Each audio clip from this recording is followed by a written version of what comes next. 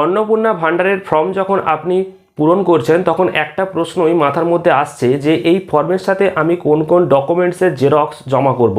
তো আজকের এই ভিডিওতেই জানিয়ে দেব যে অন্নপূর্ণা ভাণ্ডারের ফর্ম যখন আপনি পূরণ করবেন তার সাথে আর কোন কোন কাগজগুলোর জেরক্স আপনি জমা করবেন। একদম লিস্ট ওয়াইজ আজকের এই ভিডিওতে আলোচনা করব, কারণ ফর্মের সাথে উপযুক্ত ডকুমেন্টসের জেরক্স যদি আপনি জমা না করেন তাহলে সেই ফর্মটি বাতিল হয়ে যেতে পারে। আর বিশেষ করে প্রথমেই এই অন্নপূর্ণা যোজনার 13 পাতার যে বড় ফর্ম, সেই ফর্মটা দেখেই অনেকেই সমস্যার মধ্যে পড়ে গেছেন। তার উপর আবার পরিবারের সমস্ত সদস্যের সমস্ত তথ্যগুলো সেখানে দিতে হবে এবং এর সাথে আর কোন কোন কাগজগুলো জমা করতে হবে, তো সব মিলিয়ে একটা বিভ্রান্তির মধ্যে পড়েছেন সাধারণ মানুষ। তো কি কি কাগজ আপনি জমা করবেন, অর্থাৎ কি কি জেরক্স আপনার কাছে রাখতে হবে, সেগুলোই আজকের এই ভিডিওতে জানাবো। তো অবশ্যই মনোযোগ সহকারে ভিডিওটা শেষ পর্যন্ত দেখুন। তার আগে ছোট্ট রিকোয়েস্ট, অবশ্যই এই ভিডিওটিকে লাইক করুন এবং পেজটিকে ফলো করতে ভুলবেন না পরবর্তীকালে গুরুত্বপূর্ণ তথ্যগুলো পাওয়ার জন্য। আর ইউটিউব থেকে দেখলে অবশ্যই চ্যানেলটিকে সাবস্ক্রাইব করে নেবেন।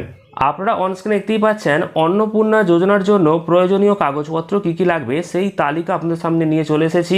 তো পরপর আপনারা দেখে নিন কী কী লাগবে। না, আধার কার্ড সমস্তটাই কিন্তু জেরক্স আপনারা জমা করবেন, কোনোটা অরিজিনাল নয়। তো আধার কার্ডের জেরক্স, ডিজিটাল রেশন কার্ডের জেরক্স, অর্থাৎ আপনার কাছে যে রেশন কার্ড রয়েছে সেই কার্ডগুলোর জেরক্স, ব্যাঙ্ক অ্যাকাউন্টের যে পাসবই সেই পাসবইয়ের জেরক্স লাগবে, যেখানে অ্যাকাউন্ট নাম্বার আইএফএসসি কোড লেখা থাকবে।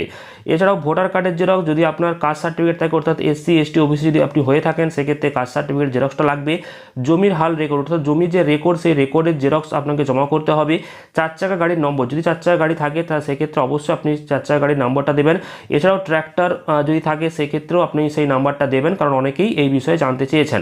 এছাড়াও হেলথ ইন্স্যুরেন্সের কাগজ যদি আপনার কাছে থাকে, অর্থাৎ আপনার পরিবারে যদি হেলথ ইন্স্যুরেন্স করানো থাকে সেক্ষেত্রে সেই কাগজের জেরক্স আপনাকে জমা করতে হবে। এর পরবর্তীতে কি রয়েছে না, প্যান কার্ড, প্যান কার্ডের জেরক্স আপনি জমা করবেন।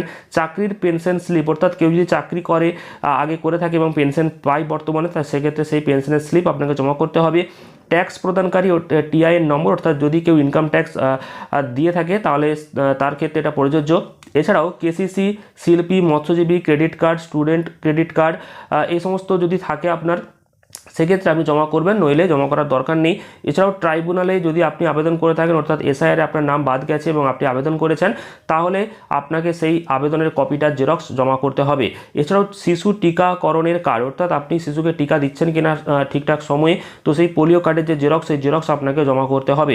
এছাড়াও অন্য কোনো সরকারি পেনশন যদি আপনি পান তাহলে তার নামটা আপনাকে উল্লেখ করে দিতে হবে। তো এই সমস্ত ডকুমেন্টসগুলো আপনি অবশ্যই কাছে রাখবেন, যেগুলো আপনাকে দিতে বলা হবে সেইগুলো অবশ্যই দেবেন এবং ক্যাম্পে অবশ্যই এই বিষয়গুলোকে নিয়ে একবার যাচাই করে নেবেন কী কী কাগজপত্র জমা করতে হবে, সেখান থেকে আপনাকে আরও বিস্তারিতভাবে বলে দেওয়া হবে। তো আশা করি বুঝতেই পেরেছেন কোন কোন কাগজগুলো আপনার কাছে রাখতে হবে, অর্থাৎ কোন কোন ডকুমেন্টসের জেরক্স আপনাকে সাথে করে জমা করতে হবে এই ফর্মের সাথে।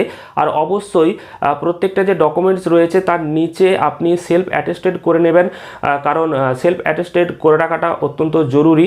তবে আবারও জানাবো যে ক্যাম্পে যদি আপনি আবেদনটা করেন, অর্থাৎ ফর্ম পূরণ করে জমা করেন, সেক্ষেত্রে অবশ্যই একবার ক্যাম্পে জিজ্ঞাসা করে নেবেন যে এই ফর্মের সাথে আমি কোন কোন জেরক্সগুলো জমা করব। আর অবশ্যই সাথে 1 কপি ছবিও রাখবেন, যদি দরকার পড়ে তাহলে ছবি আপনি ফর্মের ওপরে দেবেন। অযথা বিভ্রান্ত হবেন না, অবশ্যই আপনাকে সাহায্য করার জন্য সরকারি আধিকারিকরা থাকবে, তো তাদেরকে একবার জিজ্ঞাসা করে নেবেন কনফার্ম হয়ে, তারপর সমস্ত কাগজগুলো জমা করবেন।